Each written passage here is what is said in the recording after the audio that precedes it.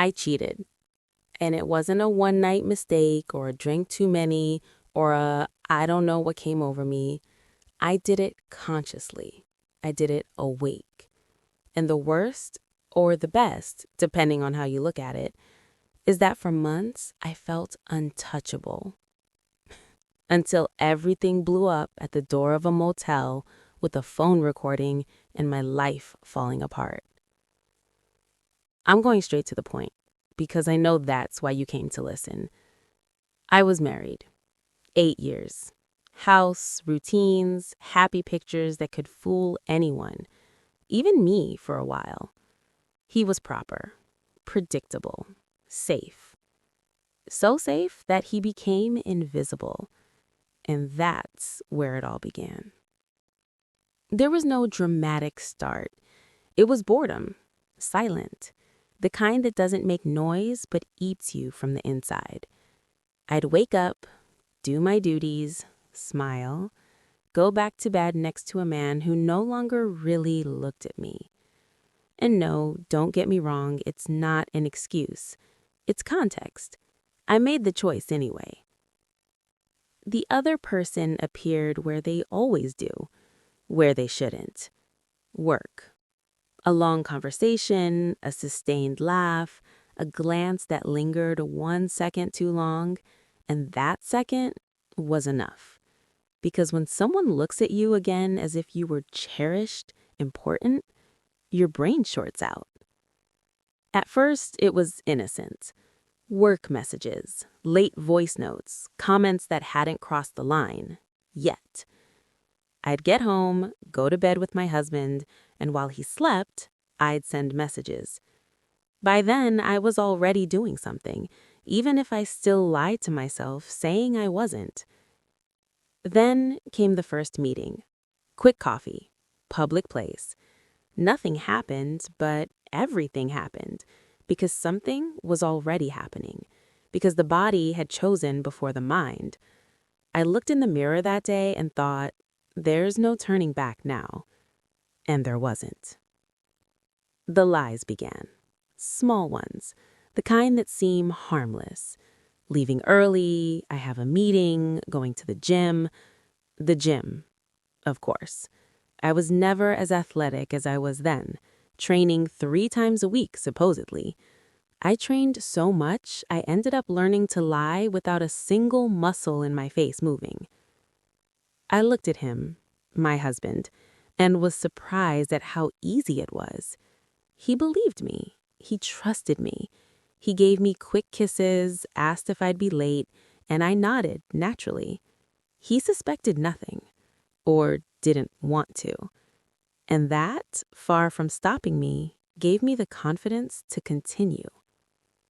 With my lover, everything was intense. Nothing ordinary, nothing real, only what happens fast. Hidden messages, stolen meetings. And yes, the intimacy was better. Not because of him, because of the risk. Because knowing that if someone opened the door, everything would collapse. We chose a motel because it was practical, because it asked no questions, because nobody knew you there. Or so I thought. We always went to different ones, different hours, paid in cash. I felt like a professional deceiver, a strategist, an idiot, basically. Meanwhile, my husband continued with his life, work, family dinners, plans for the future. And I nodded, planned, smiled, slept beside him after meetings. I didn't feel guilty, and that's the most honest thing I can say. I felt adrenaline. I felt control. I felt I had a secret life nobody could touch. Every deleted message, every redirected call, every perfect excuse was a small victory. I thought, he'll never find out. The mistake wasn't falling in love. The mistake was letting my guard down, believing everything was under control, starting to relax, repeating schedules, repeating places, repeating phrases. The brain gets used to danger, and when that happens, it lowers its guard. That day, I told him I was going to the gym. Again, I put on workout clothes, sneakers, water bottle, the full act. He kissed me and said, "Have a good one," and I went straight to the motel. I didn't know he was already suspicious. I didn't know he had noticed changes. I didn't know he had started connecting the dots. I walked in thinking it was just another meeting, a quick one, a controlled one of those you forget about. But nothing was forgotten that day. Because while I was inside, laughing, thinking I was invisible, someone was outside, watching, waiting, with a phone in hand. I left the motel calm. Too calm. That false sense of calm you get when you think nothing happened, nobody saw, everything is still under control. I adjusted my jacket, put my phone in my purse, took a deep breath, and walked to the parking lot like any woman leaving a boring errand. My lover was a few steps behind, apart, as always, because we were smart, because we knew how not to raise suspicion. Or so we thought. When I heard my name, I didn't turn. My body tensed first. That voice, I knew it. I would recognize it asleep. I turned slowly, as if something had happened, and there he was. My husband, standing a few meters away, phone raised, recording. No yelling, no insults, no scene, just recording. I felt the blood drain from my face, literally. My legs went weak. My mind started searching for impossible exits. Deny, lie, run, disappear, all at once. Nothing came out. "Finished?" he said. Low voice, cold, controlled. That was what scared me the most.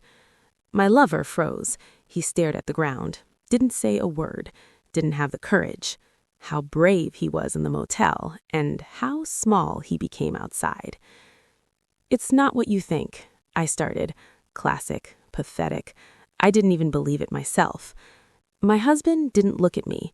He barely turned the phone so it was clear he was recording everything. The flash was on. No escape. Every gesture of mine was being captured. "Do you come here often?" he asked, ironically, "because you seem to know the way well." I didn't answer. I opened my mouth and closed it. The air wouldn't enter. The scene was surreal. People passing by, cars coming and going, and there I was, exposed, dismantled, speechless. "You know what's worse," he said. "I saw you go in, and now I'm recording you coming out. The rest, I already know." Then I understood. It wasn't a suspicion. It wasn't an impulse. It wasn't a fit of rage. He had followed me. He had waited. He had confirmed everything. "Delete that," I begged. My voice came up high, strange. "Please." "No," he replied.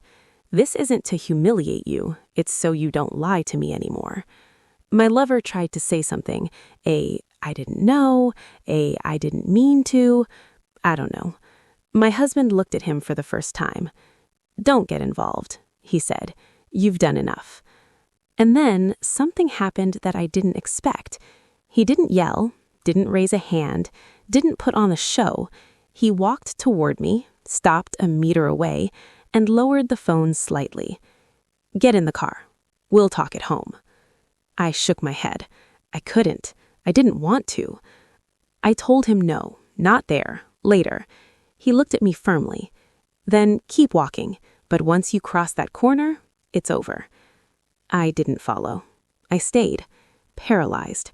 He raised the phone again, recorded a few more seconds, my face, my silence, my shame, and turned around, walked away, just like that, without looking back. The sound of his car leaving was worse than any scream. My lover approached, touched my arm. I pushed him away.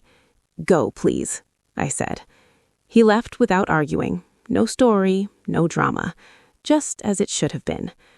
I stayed alone in the parking lot, the motel behind me, the world ahead, and a brutal certainty. I had lost everything in 5 minutes. When I got home, my things were in bags, organized, cold, ready to go. Such a gesture of his that it hurt more than any insult could. The video was never shared. No need. He wasn't seeking revenge. He was seeking truth. And he got it. I gave it to him late, badly, and by force. That night, I slept somewhere else. Days later, we signed papers. No scandal, no tears, no turning back.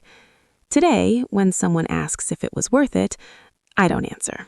Because the adrenaline fades, desire dies down, but the image of my husband disappointed, that stays forever. I wasn't discovered by bad luck. I was discovered because I believed I was invincible, and nobody is.